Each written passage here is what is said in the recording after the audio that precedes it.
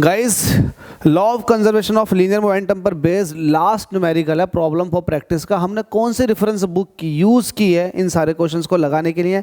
तो हम लोग यूज़ कर रहे हैं एस.एल. अरोड़ा। ये एकेडमिक सेशन के लिए एक दमदार, एक वरदान बुक है। सारे बच्चे इसको लगाएं, बहुत अच्छी बुक है। दो बुक बहुत अच्छी हैं, एक तो प्रदीप की, दूसरा एस.एल. अरोड़ा। तो आप बिल्कुल भी मिस ना करें। और मैंने एस.एल. अरोड़ा के 1 बाय 1 सारे क्वेश्चन सॉल्व कराए हुए हैं लॉज ऑफ मोशन के, तो जाकर के आप देख सकते हैं। प्लेलिस्ट बनाई हुई है लॉज ऑफ मोशन की। अगर आपको 11th के किसी भी चैप्टर के न्यूमेरिकल्स चाहिए तो मैंने उन सारे चैप्टर्स की 1 बाय 1 प्लेलिस्ट बनाई हुई है। आप किसी भी चैप्टर के न्यूमेरिकल को आसानी से देख सकते हैं हमारे अपने इस चैनल पर। तो आपको फ्री ऑफ कॉस्ट सारे न्यूमेरिकल्स मिल जाएंगे। अभी आप 11th में हैं, जब आप 12th में जाएंगे तो आपको 12th के अंदर भी जितने भी चैप्टर हैं उन सब के जितने भी क्वेश्चंस हैं एस.एल. के अंदर, सारे क्वेश्चन आपके सिलेबस में उन सब की वीडियो बनाई हुई है। आप जाकर के देख सकते हैं, आपको बड़ा बेनिफिट मिलेगा। तो चलिए इस क्वेश्चन को देख लेते हैं। इस क्वेश्चन में आपसे क्या कह रहा है? ये लास्ट क्वेश्चन है। आपसे कह रहा है a machine gun of 10 kilogram fires 20 gram bullets at the rate of 10 bullets per second.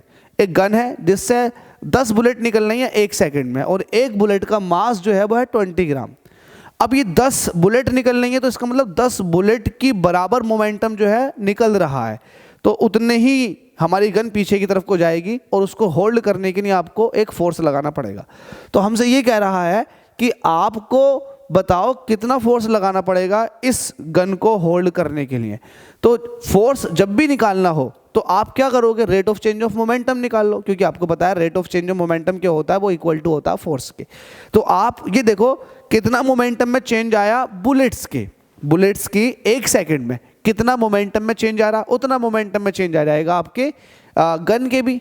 तो सीधी सी बात है, आप एक काम कर लो, आप गन का क्यों निकालो, आप बुलेट का निकाल लो, बुलेट का चेंज ऑफ मोमेंटम निकाल लो, उसके बाद आप rate of change of momentum निकाल लो। तो rate of change of momentum तो फोर्स के बराबर होता, तो इसका मतलब उतना ही फोर्स आपको रोकने के लिए, आपको गन को रोकने के लिए लगाना पड़ेगा। तो आप क्या करेंगे? आप सबसे पहले ये देखेंगे कि एक बुलेट का कितना मोमेंटम चेंज हो रहा है 1 सेकंड में। फिर आप देखेंगे कि 1 सेकंड में 10 बुलेट निकल रही हैं, फिर 10 बुलेट का मोमेंटम कितना चेंज हो रहा होगा, तो 10 से मल्टीप्लाई कर देंगे तो वो 1 सेकंड में मोमेंटम में चेंज आ गया।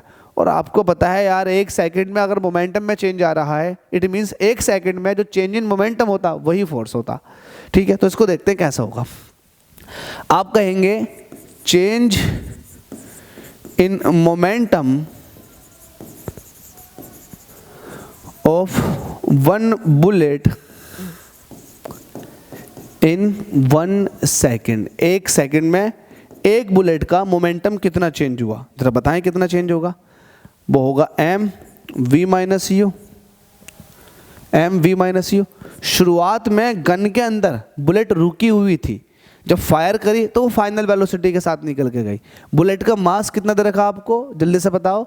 हमें दे रखा 20 ग्राम की बुलेट। तो आप कहोगे 20 ग्राम को किलोग्राम में कन्वर्ट करने के लिए ये, तो आपके पास बुलेट की मास थी। अब बुलेट की फाइनल वेलोसिटी 500 मीटर पर सेकंड लगा दोगे यहाँ को।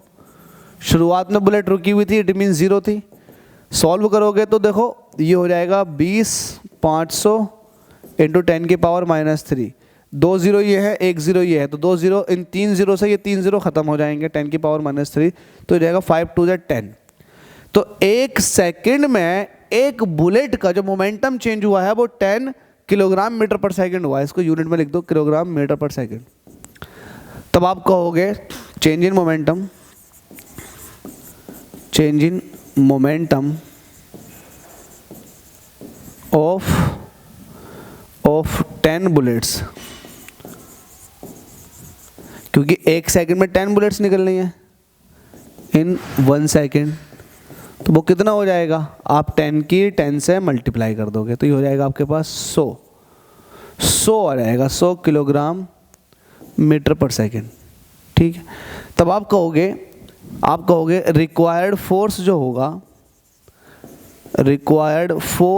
होगा वो क्या होगा? Change in momentum upon time. अब चेंज इन मोमेंटम जो हुआ है वो 100 का हुआ है, और कितने टाइम में हुआ? 1 सेकंड में। तो इसका मतलब रिक्वायर्ड फोर्स जो हो जाएगा वो कितने का हो जाएगा? 100 न्यूटन का। तो इस क्वेश्चन में तो आपसे यही पूछ रहा है कि रिक्वायर्ड फोर्स बता दो कितना होगा। तो जितना अब देखो जितनी बुलेट्स निकल रही हैं, जितना फोर्स उनको लग रहा है निकलने में, इतना ही फोर्स आपको गन को होल्ड करने में ही लगेगा। तो law of conservation of linear momentum के अकॉर्डिंग यही तो होता। तो हमें जो वैल्यू रिक्वायर्ड थी वो निकल कर आ चुकी है, कितनी, 100 न्यूटन। तो इसका मतलब ये भी हुआ कि 100 न्यूटन का फोर्स जनरेट कर रही है बुलेट, तभी तो आप 100 न्यूटन के फोर्स से उस गन को होल्ड किए हुए हो। अगर आपने 100 न्यूटन से कम फोर्स से अगर गन को होल्ड किया तो आपसे होल्ड ही नहीं होगी, झटका मारेगी पीछे को। तो उम्मीद करता हूँ कॉन्सेप्ट तो क्लियर है, समझ में आ गया होगा। अब हम नेक्स्ट टॉपिक के ऊपर बात करेंगे, क्योंकि ये टॉपिक हो चुका पूरी तरह से finish. Thank you so much.